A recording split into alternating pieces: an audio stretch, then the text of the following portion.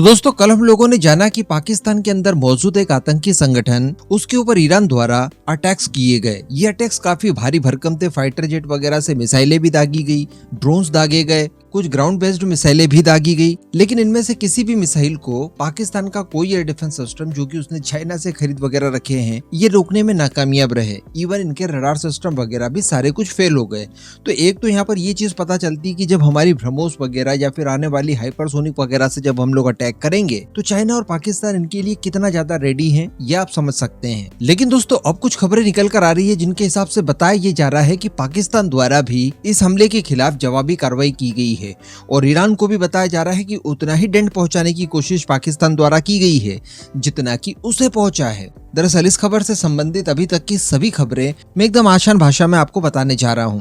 तो सबसे पहले तो आप ये जान लीजिए कि जिस आतंकी गुट के ऊपर ईरान द्वारा हमला किया गया इसका नाम है जैश अल अदल। ये एक सुन्नी आतंकी संगठन है जो कि ईरान और पाकिस्तान दोनों के लिए सिरदर्द बना बैठा है। यानी इसे केवल आप ईरान के लिए सिरदर्द मत कहिए, ये पाकिस्तान के लिए भी उतना ही बड़ा सिरदर्द है। ये आप मैप देखिए, इसमें आपको ईरान, अफगानिस्तान और पाकिस्तान की बाउंड्रीज मिलते हुए दिखाई दे रही है। लेकिन ये जो पर्टिकुलर एरिया आप देख रहे हैं इसे बलूचिस्तान कहा जाता है। तो अल्टीमेटली बलूचिस्तान का आधे से ज्यादा पार्ट पाकिस्तान में मौजूद है। इसके अलावा कुछ परसेंट पार्ट ईरान में मौजूद है और कुछ अफगानिस्तान में मौजूद है।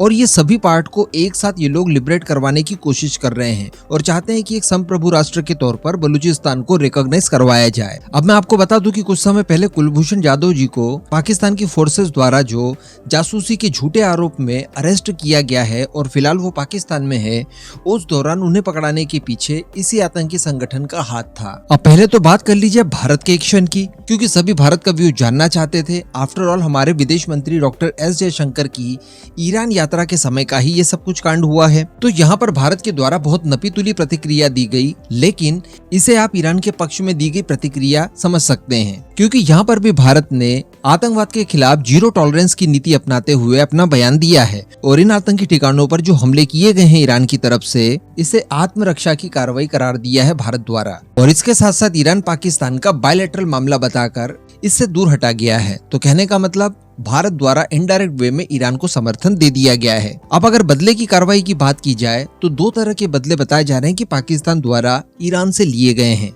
अब जो पहला बदला लिया गया है उसमें बताया ये जा रहा है कि ईरान के रेवोल्यूशनरी गार्ड के एक अधिकारी की हत्या कर दी गई है, उनका असासिनेशन कर दिया गया है बलूचिस्तान वाले इलाके में ही, और इसी आतंकी संगठन जैश अल अदल का इसमें हाथ बताया जा रहा है। तो चूंकि ईरान की रेवोल्यूशनरी गार्ड कोप जो यूनिट है ये काफी इंपॉर्टेंट मानी जाती है, इसके एक बड़े अधिकारी को असासिनेट कर देना तो इसे एक बड़े बदले के तौर पर देखा जा रहा है। लेकिन इसके अतिरिक्त पाकिस्तान की मीडिया द्वारा जो दूसरे तरह के बदले की बात की जा रही है उसके अनुसार बताया ये जा रहा है कि पाकिस्तान सेना ने डायरेक्टली पलटवार करते हुए ईरान के अंदर जो बलूच गुट थे जो कि पाकिस्तान को ज्यादा परेशान किया करते थे उनके खिलाफ हमले किए हैं। जी हाँ, बीच में जो खबर निकल कर आई थी कि एक दूसरे के जो डिप्लोमेट वगैरह को वापस कर दिया है, एक दूसरे के साथ शिकायतें दर्ज की है, ये सब तो छोटे मोटे मामले थे। लेकिन यहाँ पर पाकिस्तान की मीडिया द्वारा डायरेक्टली कहा गया है कि पाकिस्तान द्वारा भी ईरान के बलूचिस्तान में मौजूद आतंकी संगठनों के ऊपर मिसाइल वगैरह से हमले किए गए हैं। इसकी मैं पुष्टि नहीं कर सकता क्योंकि अभी तक कोई भी रिलायबल सोर्स द्वारा इसकी पुष्टि नहीं हुई है। द पाकिस्तान डेली नाम की एक वेबसाइट द्वारा इस तरह का दावा किया जा रहा है कि गुरुवार को अर्ली मॉर्निंग चाबार इलाके में पाकिस्तान सेना द्वारा बलूच लिबरेशन फ्रंट के ऊपर अटैक्स किए गए हैं। इसके लिए बताया जा रहा है कि पाकिस्तान के फाइटर जेट वगैरह वहां पर पहुंचते हैं और उसके बाद उन्हीं से ये अटैक वगैरह किए जाते हैं। डेफिनेटली यहाँ पर अगर ऐसा हुआ है तो F-16 का इस्तेमाल किया गया होगा। तो कहने का मतलब समानताएं और बहादुरी देखिए कि बीच में सीमा है, सीमा की तरफ दो देश हैं, दोनों ही देशों में आतंकी संगठन बकायदा फल फूल रहे हैं। उधर के आतंकी संगठन इधर वालों को परेशान करते हैं तो इधर वाले उधर वालों को परेशान करते हैं। दोनों ने एक दूसरे के ऊपर अटैक किया। कितना शांतिपूर्वक माहौल दिखाई दे रहा है और कुछ लोगों को, कुछ पत्रकारों को डर भारत में लगता है। बताइए इस पूरे मुद्दे पर दोस्तों अब आपका जो भी मानना हो नीचे कमेंट करके जरूर बताइएगा।